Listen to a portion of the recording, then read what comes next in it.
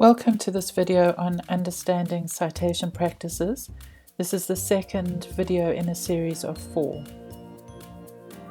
In this video, what we are going to cover are thinking about texts within texts, understanding citations, citation styles, and citation practices, how to use citations in a text, the common conventions, as well as the deeper, below the surface use of citations, and separating your thoughts from source texts.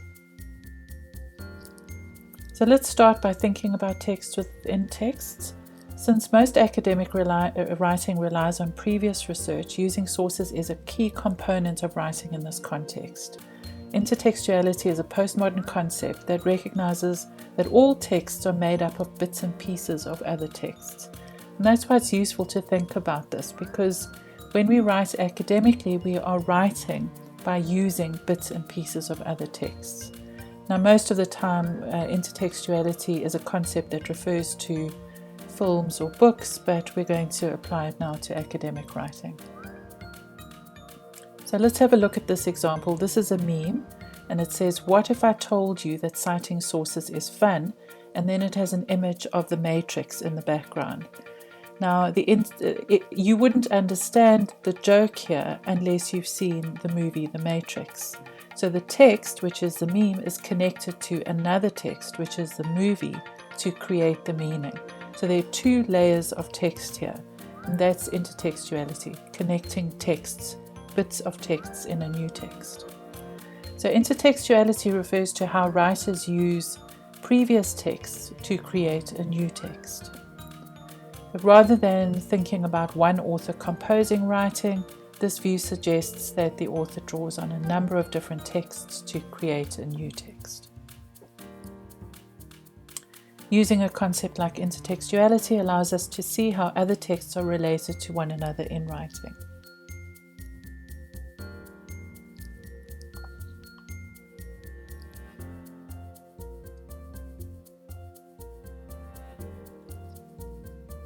Sometimes the intertextuality is explicit, and this is where we use referencing. We cite a source directly. So if we say Jones 2019 at the end of a sentence, that's an explicit intertextual reference. But sometimes the intertextuality can be implicit and obscure, and will only be understood by experienced members of that discourse community who can read those texts within the text and understand the many layers of meaning.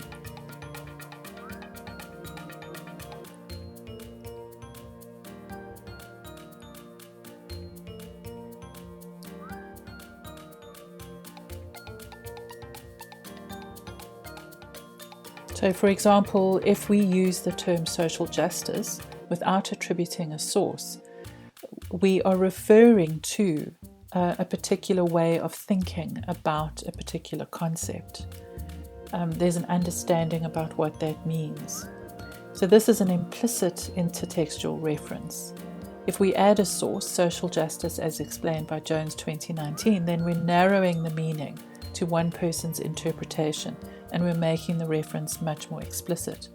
We often use implicit textual references unconsciously without even thinking about it. For example, in the previous slide, I used the term discourse community. Now, that's something I use a lot, I come across a lot in my own work, but you may not be familiar with it. And what I really mean is a reading community. That's an intertextual reference that's implicit. So if you've read that literature, you won't need to decode the term. If not, you will struggle to understand the meaning and will need to find a way of understanding it. So when you read a difficult academic article full of concepts, terms, jargon, it's only impenetrable because of the intertextual density and the complex layering of texts. Once you understand some of the key concepts, you begin to understand the meanings in a text. When it comes to referencing, academic readers are looking to see if your explicit references have value in the discourse or reading community, and if the writing is intertextually rich.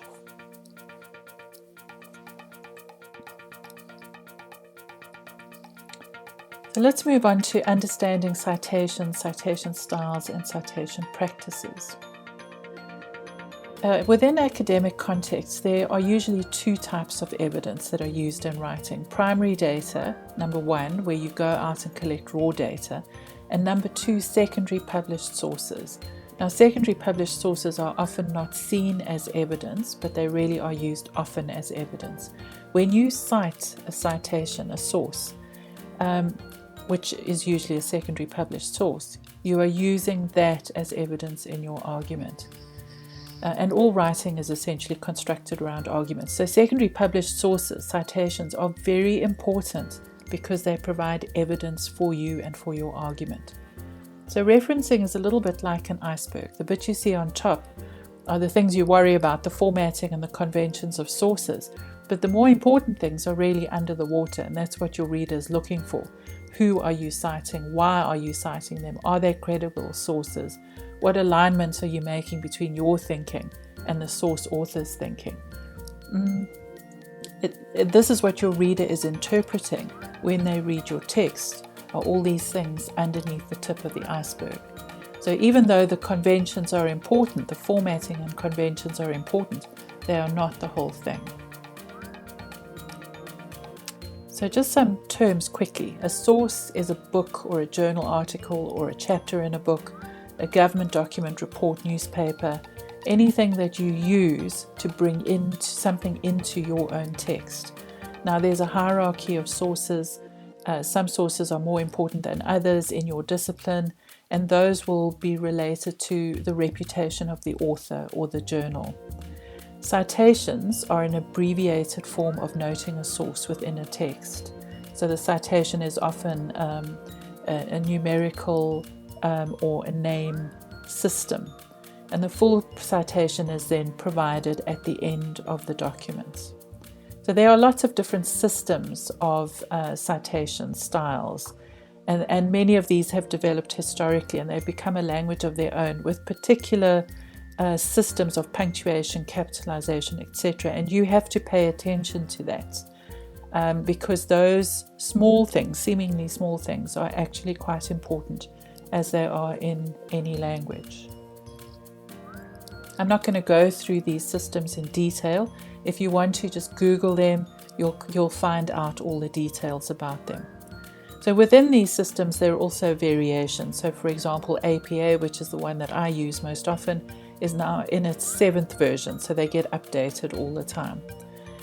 Most systems subscribe to an in-text, after-text format, but some rely on a number system as well. So here's an example of APA 7th. So in the text, you would, at the end of your sentence, cite the reference Cuthbert et al. 2009. At the end of the text, you would then put the whole reference in full so that someone could trace it according to that system style, where every single full stop or comma is important. So again, if you want to find out how to use these systems and what goes into these systems, just Google the particular system that you're using. Have a look at what your field or department or discipline uses and follow that. Let's move on to what citations do. Citations are a way of overcoming plagiarism and acknowledging intellectual property rights. They also acknowledge the history of thinking in an area. So you would cite someone to show how thinking has changed. They would help the reader find readings if a reader was interested, and they help to recognize relevant contributions.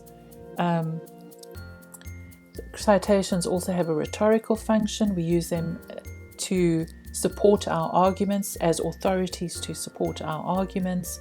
Citations demonstrate that an author belongs to a particular discourse or disciplinary community. They create the research space for new research, so we can cite to show that what has been done and what hasn't been done. And citations identify what the author sees as relevant or significant in the research. So from this you can see that citations play a much larger role than just conventions and formatting. So just as a way of example, we use citations to, for example, introduce the reader to a field. So mapping the quantum states between light and matter is a topic of great current interest. And in this referencing system, the 1, 2, 3, it's a numerical system. So in the text, you'd have 1, 2, 3. At the end of the text, 1, 2, and 3 would then be followed by the full reference. So a reader could then follow up those citations.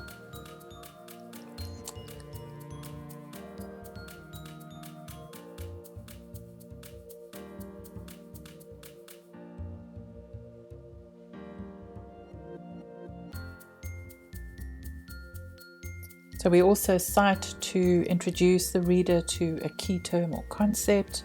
In the plant herbivore literature, such strategies are known as tolerance.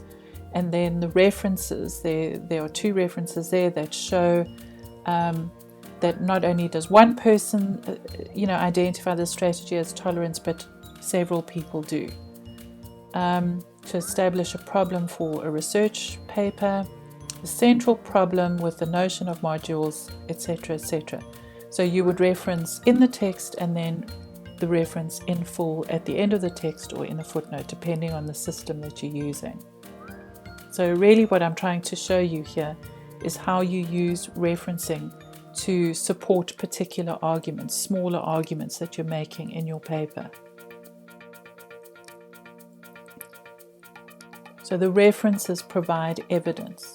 The other ways we use citations is to set up a knowledge gap, to identify a known methodology, to draw on and validate a set of materials or system, to introduce a new approach. So really what we're saying is although I think this, others do too. We're talking, we're saying making our point through others in the research literature. So there are other roles that citations play, and it's worth thinking about this. And this is more the kind of hidden role that citations play. They serve to reproduce particular ways of thinking by particular groups of people. So, some citations become popular and those are the only ones that are cited. And this means that some forms of knowledge become dominant and others become peripheral. So citations can be a mechanism of exclusion, where some academics from core countries cite other writers from those countries and not from other countries. So it's worth thinking about that. Okay, let's have a look at how to use citations in a text on this kind of upper level, in this upper level way, the tip of the iceberg. So citations can refer to a whole article or book. May's 2009 book is about, or it can refer to a detail. In his book, May 2009 makes one point. The citation, May 2009, refers to the sentence you have written where you are referring to May 2009. And if you cite May, then the reader assumes that you are reporting on what May wrote. You haven't interpreted it, you haven't changed the meaning, you are stating what May wrote. There are 2 ways to cite in a text. Author prominence, which is also known as integral citations, and this is where the author is upfront in the citation. So for example, Jones 1995 argues, and you could change that word to state, suggest, show, but you're focusing on the argument and on the individual author, so you are narrowing into that particular author. And what you're really doing is showcasing the argument. The other way of referencing is research prominent citations or non-integral citations. And this is where the researcher is less visible and the research is more visible. And it's stated more fact-like rather than argument. For example, 50% of the students did not read the article they cited, Jones 1995. So here the research is foregrounded and the author shifts into the background. And this is often used in the sciences. There are also different types of citations. The first type is a single study citation, for example, Jones 1995. So you're drawing your attention to the one citation and making the point that that author is important in some way. Or you can have group citations. For example, Jones 1995, May 2009, and several others make this point. Grouping citations implies that all the citations make the same points. And by grouping them, you're showing the reader that you have read broadly, analyzed and synthesized the literature. And often if you're working in a new area or a controversial area, this is a good strategy to have group citations to show that although you think this, others do too. I just want to talk about ambiguity in citations, just to give you some examples. This happens quite often, and this is where it's not clear if the reference refers to the point being made. Sometimes the sentence makes a number of points and the reference is at the end of the sentence or the end of the paragraph, and then it's hard to know what point the citation refers to. For example, most contemporary researchers agree that the syndrome is characterized by 3 related but empirically distinct elements, namely exhaustion, cynicism, and reduced professional efficacy. And then you have the 3 references after that: Jones, Jackson, and Dubé. So you don't know if all 3 of those references made the same point, or whether they each made different points. So it might be more accurate to write, namely exhaustion, Jones, cynicism, etc., etc. Another example of ambiguity. An important feature of academic writing is the concept of cautious language, often called hedging. It is defined as those words whose job it is to make things less certain. In academic writing, hedges imply that a statement is based on reasoning rather than certain knowledge. Hyland, 1998. So the question is, where should the source go in this paragraph? And my argument would be that it would go after the concept, because this is Hyland's concept. So whatever you write after that, the reader will know you're explaining what Hyland had to say. But Hyland introduces the concept of hedging, so it should come after the first sentence.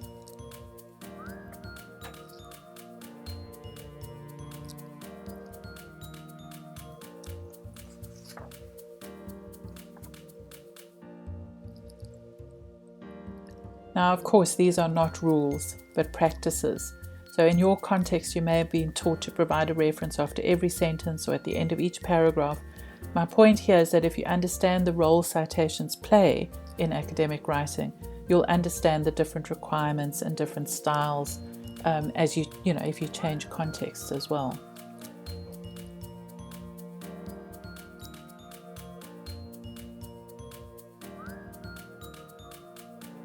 So let's have a look very quickly, because I've been through some of these already, how to use citations at a much deeper level. Every time you cite, what your reader is interpreting is how much you've read, how you've evaluated those source texts and decided which ones were important, how well you understand the content and the issues in the source texts, where you stand in relation to the source text, so how you position yourself by either agreeing or disagreeing with source texts, how well you can read your discipline and respond to the debates in your discourse community. What we're going to look at now is how to separate your thoughts from source texts. So how to move away from staying very close to those source texts as a way of avoiding plagiarizing. And I want to look at 3 techniques here: paragraph structure, the Toulmin argument structure, and free writing. Now, we have videos on the paragraph structure and the Toulmin argument structure, so please go and have a look at those videos. There's a lot of detail and examples in each of those. And free writing is something that's really common, and if you Google it or have a look on YouTube, search on YouTube, you'll find videos that talk about free writing. But I'm going to go through them now in relation to reading and what you can do in terms of separating or creating some distance between your work and the source work.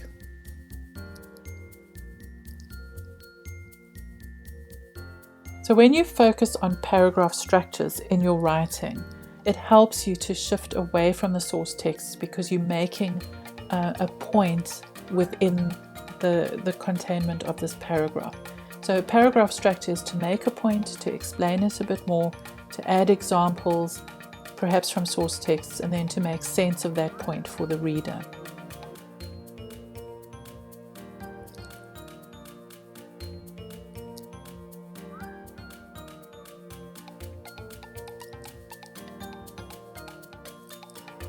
So here's an example.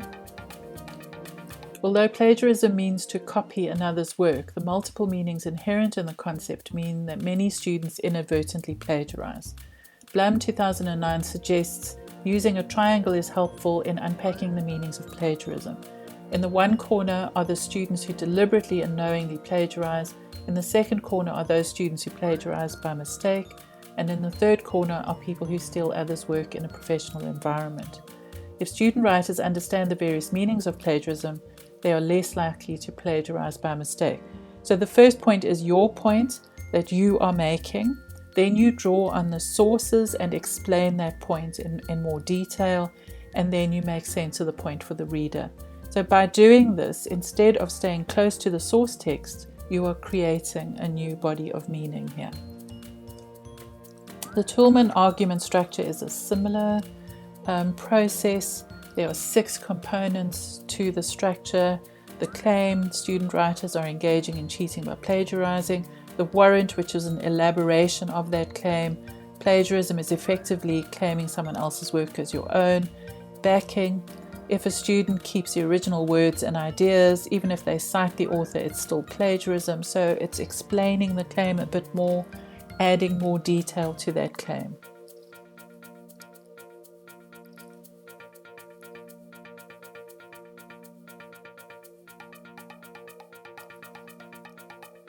Then we have evidence, and this is where you draw on sources. Research shows that, and this is where you can build in all sorts of things around your argument. The rebuttal, which is something that's very common in academic environments, is the counter-argument. Blum 2012 suggests that students plagiarize unintentionally because they don't understand plagiarism or citation practices.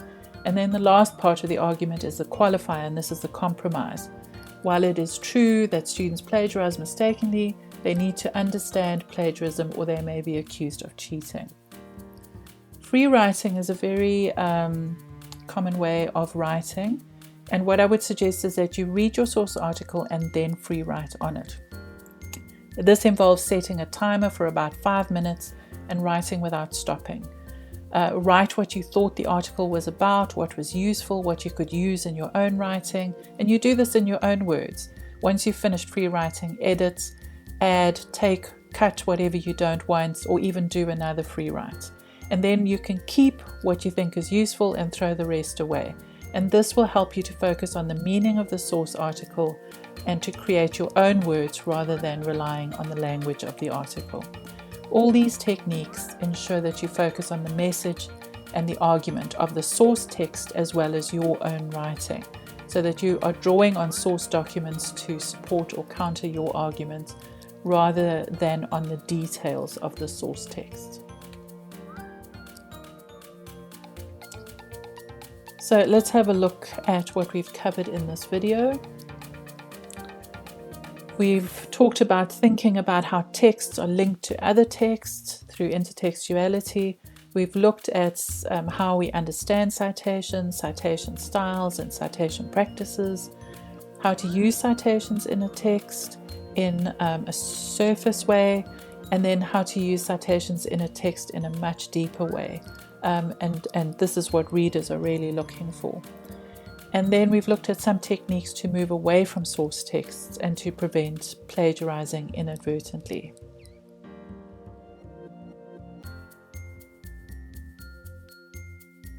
We've provided some references here. If you would like to look at them more closely, then just pause the video and have a look at them. But thank you very much for watching, and we hope that you'll watch the other 3 videos in this series, and best of luck with your writing.